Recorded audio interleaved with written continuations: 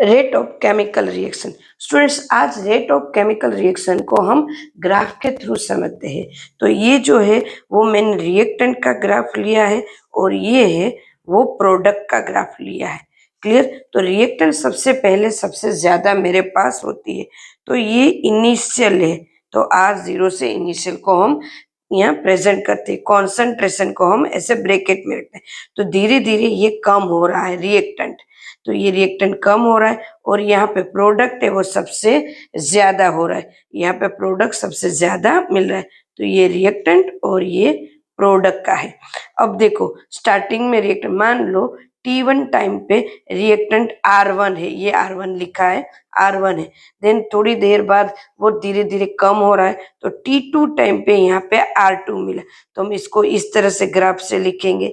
अब इन दोनों का डिफरेंस होगा, उसको हम कहेंगे R, और R का मतलब R1 और R2 का डिफरेंस होगा, उसको हम कहेंगे डेल्टा R। उसको हम क्या कहेंगे? Delta R। उसको क्या कहेंगे? Delta R। और इन दोनों का जो डिफरेंस होगा उसको कहेंगे डेल्टा T।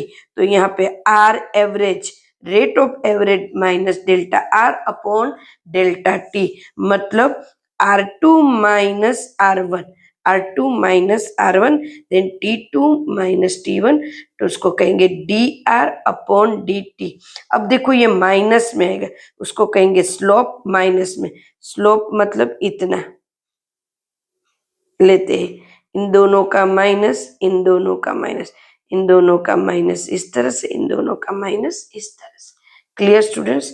इसका इतना पार्ट, इसका इतना पार्ट, ये हुआ।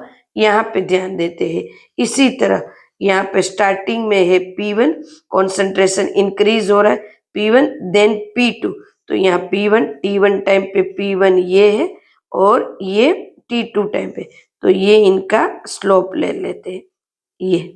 तो R average delta P, delta P और डेल्टा T, डेल्टा P मतलब P2 minus P1 upon T2 minus T1, तो इसको कहेंगे DP upon DT। Product increase हो रहा है इसलिए ये प्लस आएगा, देखो मैंने प्लस करा है, स्लोप प्लस में आएगा।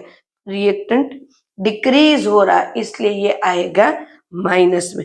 देखो स्लोप इस तरह से, इतना पार्ट और इसका इतना पार्ट, यहाँ पे इतना पार्ट और इसको इतना पार्ट लेते हैं। Clear students?